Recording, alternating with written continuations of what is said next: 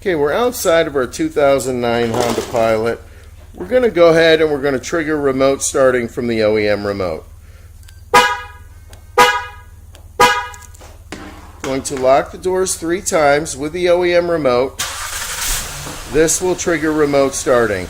The keyless entry will remain functional while the engine is running with this system. We'll now shut the vehicle off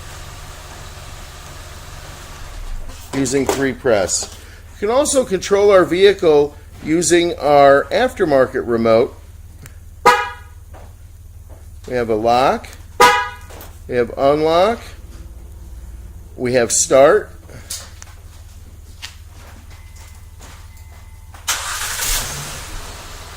okay, and we can shut the engine off, and we have a feature. And we have panic by holding the lock button down.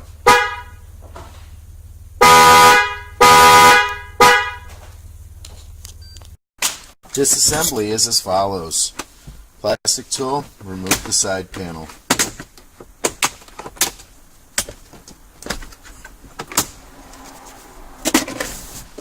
There's a screw located underneath the side panel. It's a Phillips head screw, and remove that.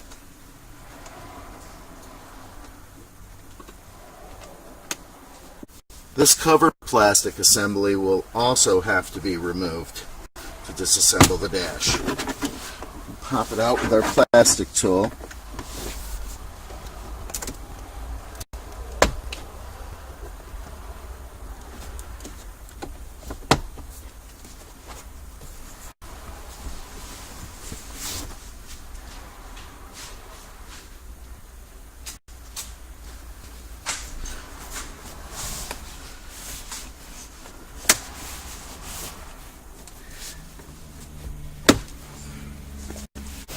There's a lip right here that is the reason that we have to remove this piece.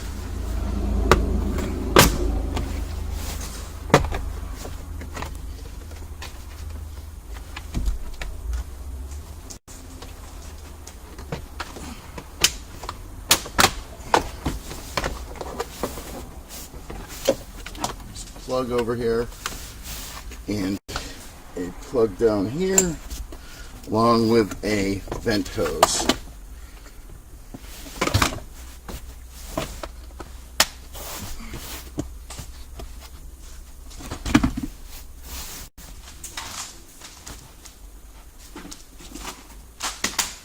Okay, we need access underneath the steering column as well, or at least we need this piece removed so that we have some room to work.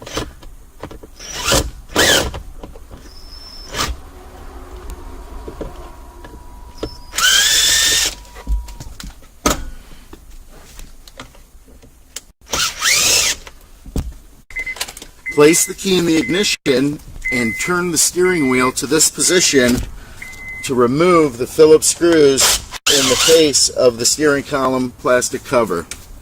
There's one on each side. See it right here.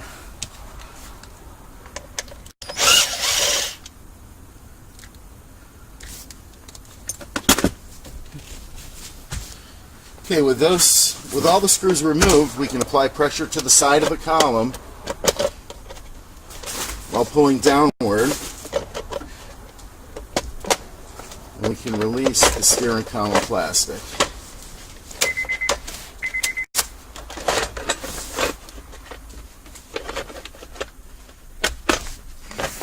We're in a 2009 Honda Pilot. I'm going to put a plug-and-play OEM remote activated remote start in this vehicle. I'm going to use a T-harness for the ignition and the immobilizer. I'm going to go ahead and we're going to begin the installation. We're going to go ahead and we're going to locate the main ignition plug, and we're going to release the main ignition plug. There's a clip here at the top. We push it down, and then we slide the plug out, the release mechanism, and we're able to release the plug. This is the main ignition plug to the vehicle. So we're going to go ahead and we're going to have our T-harness, and we're going to release the clip and slide it out. Here's the release mechanism. Push it in, slide the clip out, and we're going to go ahead and we're going to insert our T-harness plug into the vehicle's ignition switch. Now to install the plug, we're going to push down on this locking tab while we push in on the plug. This will draw the plug in and it will lock into place. Now we're going to take the vehicle's ignition plug that we've unplugged from the ignition. We're going to plug it into the corresponding end on our T-harness.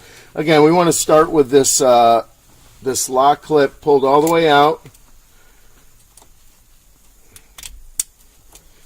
And we're going to go ahead and we're going to lock it in. Do not force this clip in. When everything's right, it'll go in with no force necessary. Now we have a ground wire here. We're going to need to make a ground to the chassis of the vehicle. So we're going to go ahead and find a ground point and make our ground. I'm going to route everything back down under the dash. Keep in mind the steering column cover is going to have to go back on, so we're going to have room under there when we reassemble this vehicle. Okay, we're going to ground our ground wire to metal structure of the vehicle. We don't want any plastic interfering with it. We want a good solid ground. It's going to come up from underneath.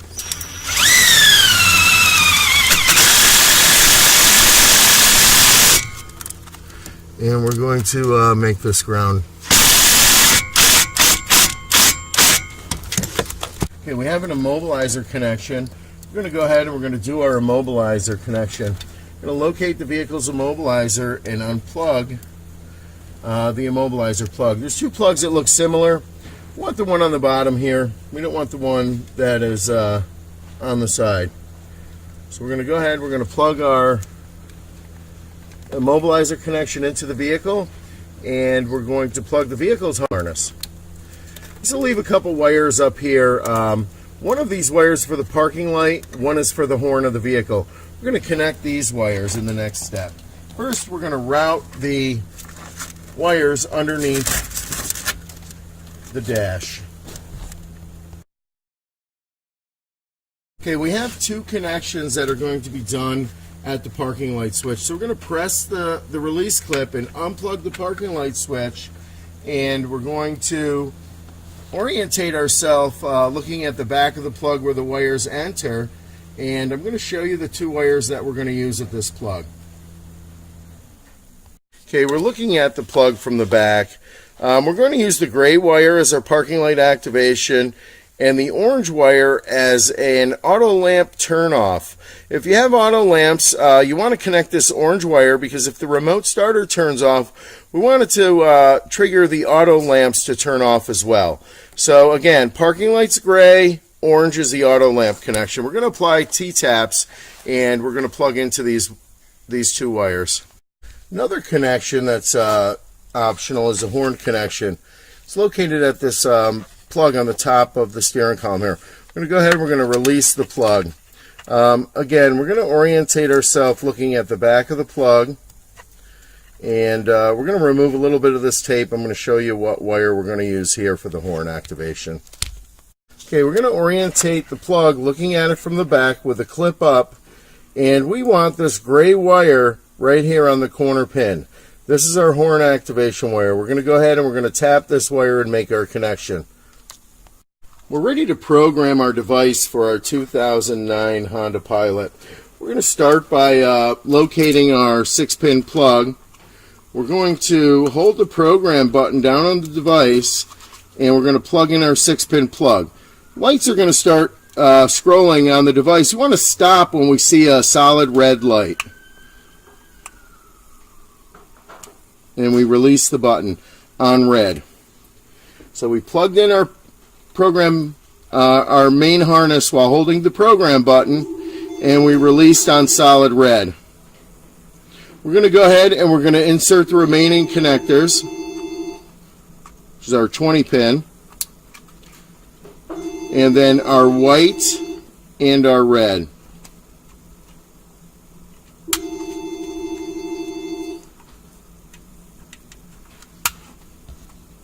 Okay, now we're going to press and release the program button 2 times. Once, twice. The red light is going to flash. At this point, we're going to place one of the OEM keys in the ignition and turn the ignition to the run position.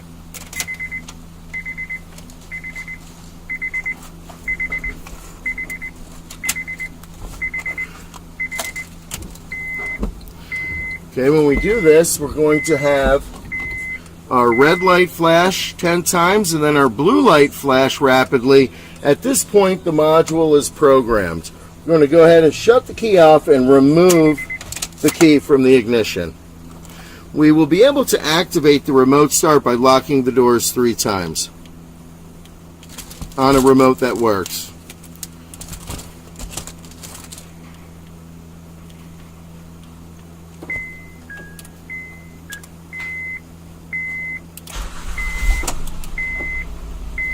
This will trigger remote starting of the vehicle. Okay, we can also shut the engine off by locking the doors 3 times. And the remote will stay functional while the engine's running. Next video, we're going to add a long-range antenna kit to this system. We're going to go ahead and we're going to plug our antenna into our cable. And then we're going to plug the other end of the antenna cable into the Evo unit. We're going to plug into the blue plug here on the evo-one. So we're going to go ahead and we're going to plug into the blue plug adjacent to the white plug. Okay, we're going to program 2 of our 5-button remotes to our evo-one system. We always want to start with the doors in the unlocked position. So let's make sure we've unlocked the doors with our factory remote before we begin programming. We're going to place the key in the ignition and turn the ignition to the run position. We're now going to hold the valet switch until the red light inside the Evo's case illuminates. At this point, we're going to release the program button and press it 5 times. 1, 2, 3, 4, 5. Now we're going to press and release the brake pedal. And then we're going to press the lock button on each remote. The Evo will blink a confirmation acknowledging it's learned the remote. After we press both lock buttons on each remote, we're going to press the brake pedal again, release it, and shut the key off. The Evo has successfully learned the 5-button remotes. We're going to be able to lock our doors, unlock our doors, and start our vehicle from the aftermarket remote at this point. Keep in mind the 3-press functionality of the OEM remote stays intact.